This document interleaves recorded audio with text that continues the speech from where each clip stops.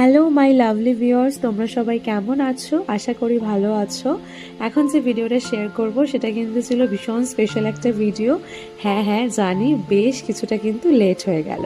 ভিডিওটা কিন্তু হচ্ছে জামাই ষষ্ঠীর ভিডিও। আমি আগেই পৌঁছে গিয়েছিলাম আর দিনটা ছিল আগের দিন। চলছে কিন্তু কিচেনে চিংড়ি মাছের অপারেশন।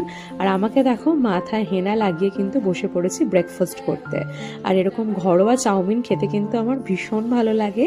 আর ওই যে অপারেশনের পরে কিন্তু এখন চলছে স্টাফিং করা। আর এই সবই কিন্তু হচ্ছে কালকের জন্য প্রস্তুতি। আর আজ হচ্ছে সেই স্পেশাল দিন, জামাই দিবস মানে জামাই ষষ্ঠী। তো জামাইকে কি কি থালায় খেতে দেওয়া হবে, কিরকম থালা বাসনে, সেগুলোই একদম সকাল থেকে বার করা হয়েছে। আর এই যে মোটামুটি 12টা নাগাদ কিন্তু অরিজিৎ বাবু চলে এসেছেন। আর তার সাথে কিচেনে চলছে কিন্তু রান্না বান্না। এই পর্যায়ে অনেকখানি রান্নাই কমপ্লিট। আর তার সাথে এদিকে দেখো, এদিকে কিন্তু মাটনও একদম হয়ে এসেছে। যদিও বা এটা ছিল কষানো, তো আমরা টেস্ট করছিলাম, ভীষণই ভালো হয়েছিল খেতে। আর বাঙালিদের তো মাটন মানেই চিকেন, মাটন একটু কষা মাংস তো টেস্ট করতেই হবে।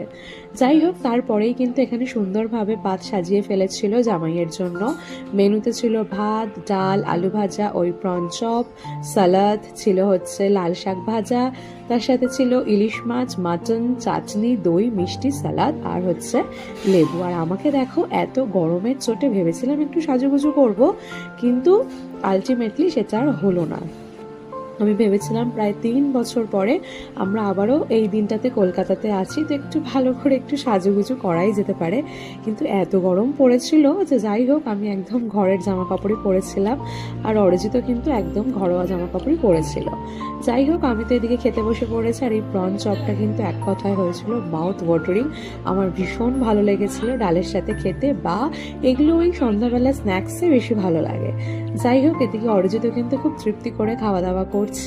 তারপরে দুপুরবেলাটাতে একটু রেস্ট করে নিয়েছিলাম। আর তারপরে এখন উঠে কিন্তু জাস্ট ড্রেসটা চেঞ্জ করে একটু কিছু চটপাটা খেতে ইচ্ছা করছিল। তার জন্য কিন্তু বেরিয়ে পড়েছি, বাড়ির সামনেই ছিল। তো যাচ্ছি হচ্ছে ফুচকা খেতে। সামনে যাচ্ছে অরিজিৎ আর আমার মামার ছেলে। শালা আর জামাইবাবুকে দেখো, একদম যেন মনে হচ্ছে দুই বন্ধু যাচ্ছে। তো ফাইনালি কিন্তু চলে এসেছি ফুচকার দোকানে। আর আমি ফুচকা খেতে প্রচণ্ড ভালোবাসি।